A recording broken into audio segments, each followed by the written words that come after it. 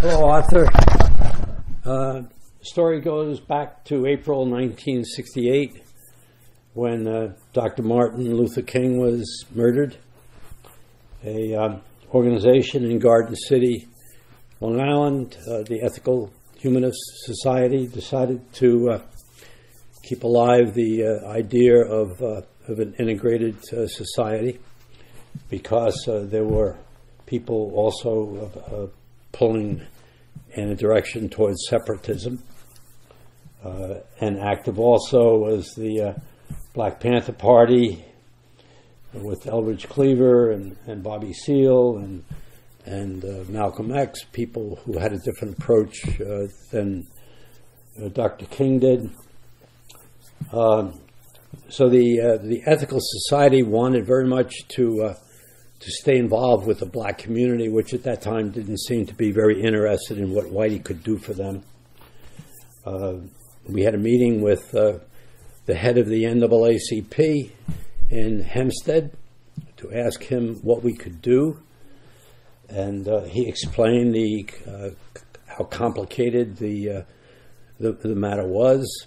We did, however, decide that a project we could work together on and were invited to by the NAACP was to improve the conditions at a series of projects in Hempstead where the buildings were in disrepair and basically not kept up at all. We met, a group of us met with the leader of a tenant organization and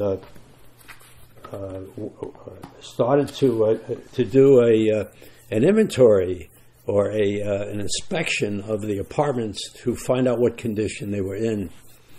And we did this with the approach of a business-minded, you might say, suit-type approach today, of clipboards and engineers from the society who went at the invitation of the tenants union and did developed a checklist and did a very business-like approach to defining the conditions in the apartments.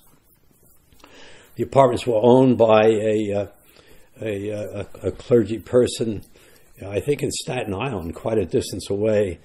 And some of my facts on this may be wrong because, we were not privy to all the information that was going on. This partnership between this white organization and the black tenants union became very powerful.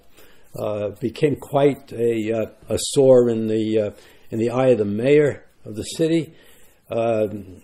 Because it became quite obvious that the city's building inspectors were not doing their job, and it got quite a bit of press coverage, and the tenants union felt very empowered by this, perhaps too much so, because they became very much more militant, much more aggressive, and to the point of where a stone was thrown through the window of the leader of the NAACP. It was felt that this was not moving fast enough, and that there was the more militant approach should be taken.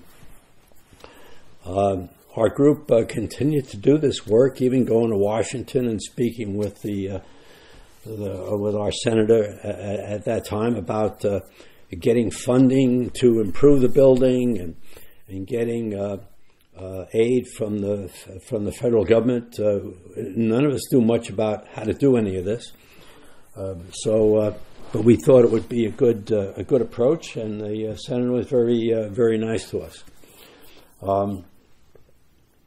The leader of the local Congress of Racial Equality, who at that time was living where I was in Westbury, and other people associated with CORE got to be quite upset about the tenants union and the actions that they were taking, and very strongly invited my co-worker and I to his house.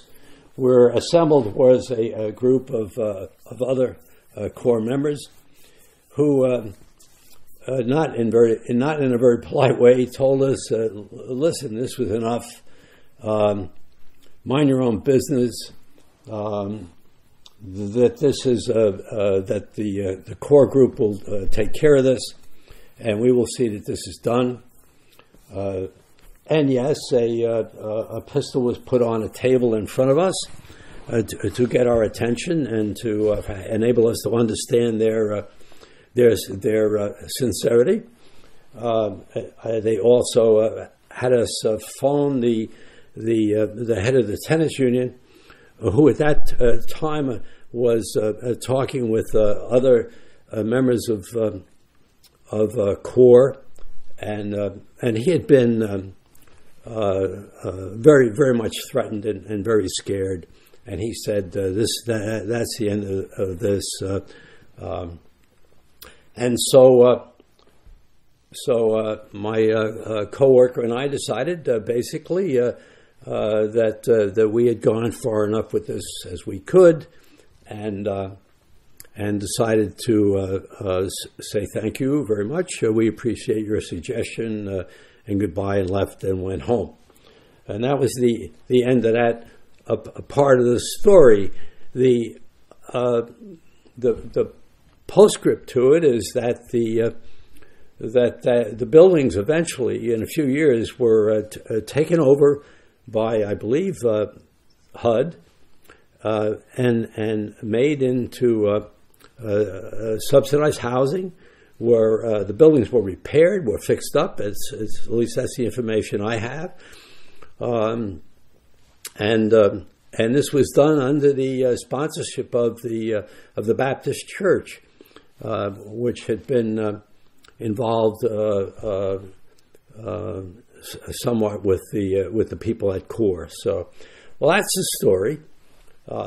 What I learned from it was a great deal about community action and how to go about and how not to go about doing things. So that's the story in a nutshell. It's really quite a longer story, but I hope this is sufficient for your presentation. Thank you very much, and I hope to see you soon, or at least this when the weather gets great. Okay, thanks a lot, Arthur.